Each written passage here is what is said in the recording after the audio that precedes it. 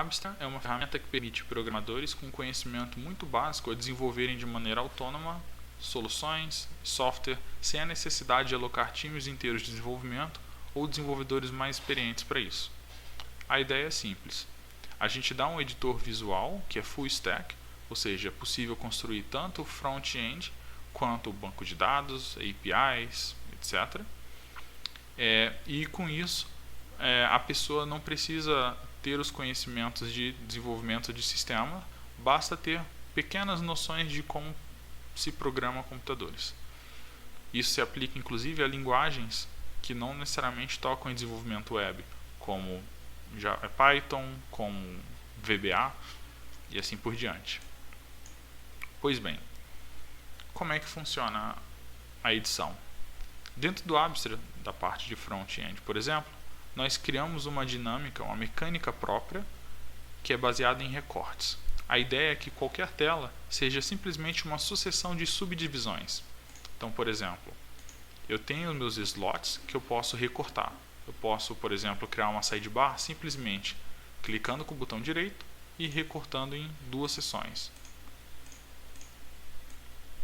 E assim por diante. Se eu quiser criar, por exemplo, uma tela de chat, onde eu tenho meus contatos aqui, posso colocar aqui embaixo uma seção onde vai ter minha caixa de texto e meu botão. E assim por diante. Recorto para ter o espaço do botão.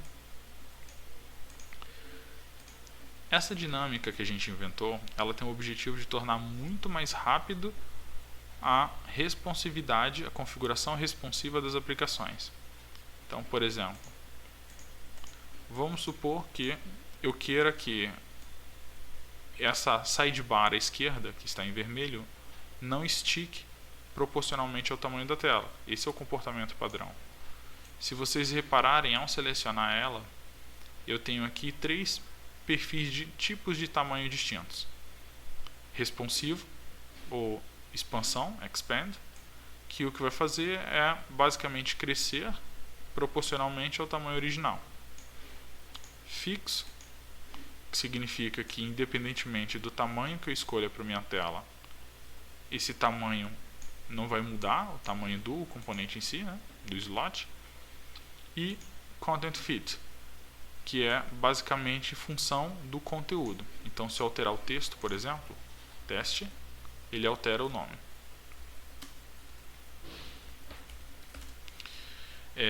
Pois bem, cada slot desse pode conter até um elemento. Essa restrição ela serve para tornar muito mais simples a edição de interface e ela atende a maior parte dos casos. Então, essa é uma das regras de funcionamento do Abstract. Se você seleciona um slot e seleciona um dos elementos aqui à disposição, por exemplo, um botão, passa a preencher esse slot, a ferramenta passa a preencher esse slot com o botão, e assim por diante.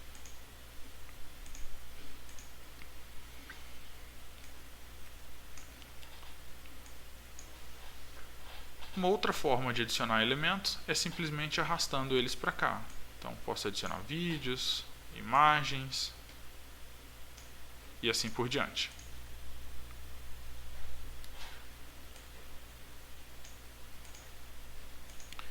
Esses recortes aqui são uma forma de não necessitar que você tenha que editar o HTML por debaixo. Mas se você tiver que ter acesso à estrutura de árvore e hierarquia dos elementos, basta selecionar qual elemento na hierarquia você quer editar. Por exemplo, aqui eu estou selecionando apenas o botão. Aqui essa linha, que contém o botão input, a coluna, a linha e assim por diante. Vamos supor, por exemplo, que eu queira aumentar o tamanho dessa linha que contém o botão input. Basta selecioná-la aqui na hierarquia e alterar o tamanho conforme eu quiser. Muito provavelmente, esse aqui é um caso onde, se eu escolhesse Content Size,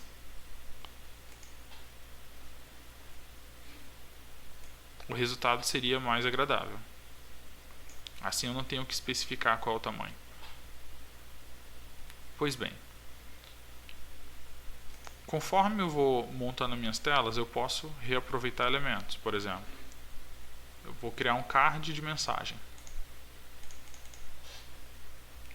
Card de mensagem. E eu quero repetir esse card de mensagem aqui, nesse espaço. Eu vou retirar essa imagem, retirar esse vídeo e preencher esse slot com um componente especial que a gente tem, que é o coleção de itens. Como é que funciona essa coleção? Basicamente, ele requer um dado. Por exemplo, eu vou entrar aqui no modo de edição de código e colocar uma lista de elementos. Por exemplo, 1, 2, 3, 4.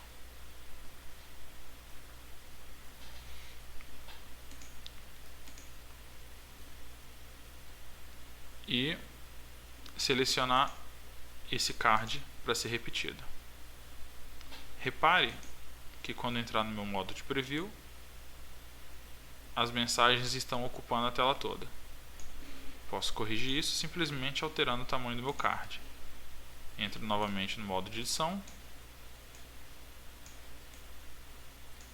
e escolho um card de mensagem bem menor.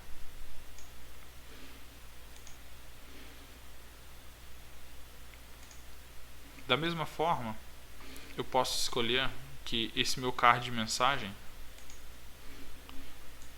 tenha uma largura que depende da largura da lista. Para fazer isso, basta selecionar a minha lista e dizer que a largura é responsiva. Expande horizontalmente, ignorando a própria largura do card. Eu poderia fazer isso com a altura também, mas acredito que não é o melhor comportamento para um card de mensagem. Uma vez feito isso, toda a parte de layouting pode ser feita simplesmente alterando as configurações. Eu posso alterar cor, fonte e assim por diante.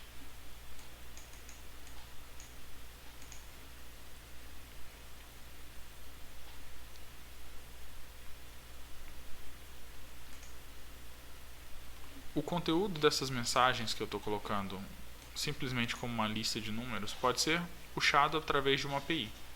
E aqui é onde a gente tem a nossa funcionalidade de integrações.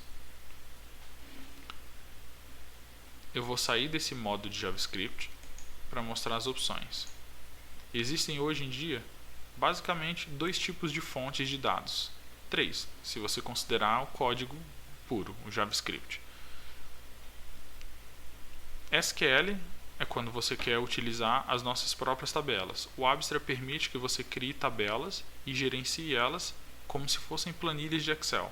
Por detrás dos panos, o que a gente está fazendo é criando um banco em Postgres para você, com tabelas reais hospedado na AWS, no RDS, de forma que, se a aplicação começar a ganhar escala ou precisar sair do Abstract, você tem acesso ao banco e pode simplesmente fazer um dump e continuar de outra parte.